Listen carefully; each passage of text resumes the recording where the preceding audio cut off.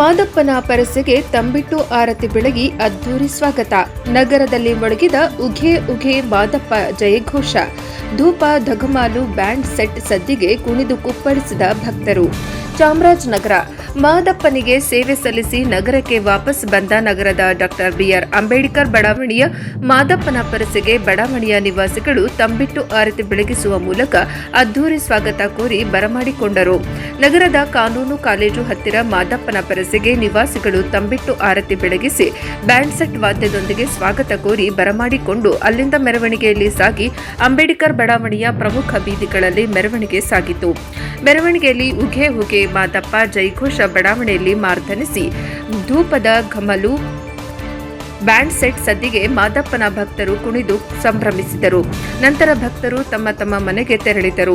ಉದ್ಯಮಿ ಶ್ರೀನಿಧಿ ಕುದ್ದಾರ್ ಮಾತನಾಡಿ, ಮಾದಪ್ಪನ ಬೆಟ್ಟದಲ್ಲಿ ನಡೆಯುವ ಜಾತ್ರಾ ಮಹೋತ್ಸವ ಒಂದು ಸಾಂಸ್ಕೃತಿಕ ಧಾರ್ಮಿಕ ಹಬ್ಬವಾಗಿದ್ದು ಜನಮನದಲ್ಲಿ ಭಕ್ತಿ ಸಂಭ್ರಮ ಮೂಡಿಸುತ್ತದೆ.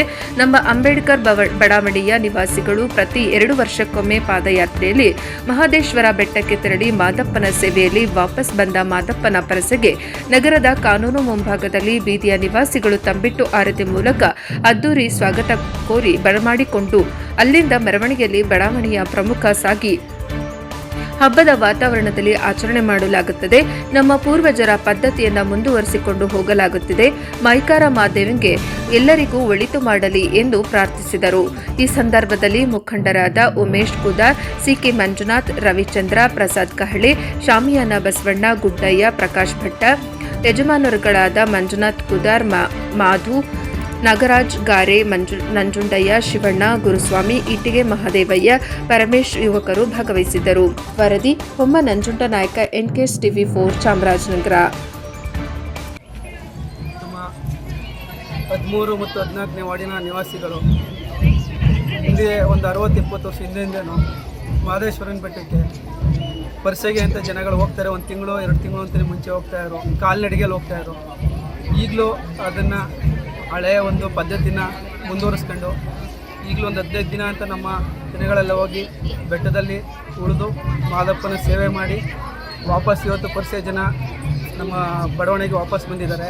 ಇವರನ್ನು ಅದ್ದೂರಿಯಾಗಿ ನಾವು ಸಿರಿಕಲ್ಚರ್ ಆಫೀಸ್ ಎಂಟ್ರೆನ್ಸಿಂದ ನಾವು ಬ್ಯಾಂಡ್ ಸೆಟ್ಟು ಮತ್ತು ಎಲ್ಲ ಆರತಿ ಮುಖಾಂತರ ಕರ್ಕೊಂಡು ಇಲ್ಲಿ ನಮ್ಮ ಬಡಾವಣೆ ಒಳಗೆ ಬಂದಿದ್ದಾರೆ.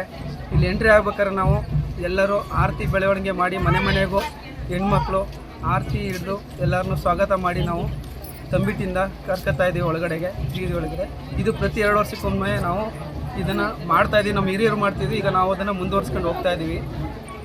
ಇದು ಒಂದು ಹಬ್ಬದ ವಾತಾವರಣ ರೀತಿ ನಾವು ಆಚರಣೆ ಮಾಡ್ತೀವಿ.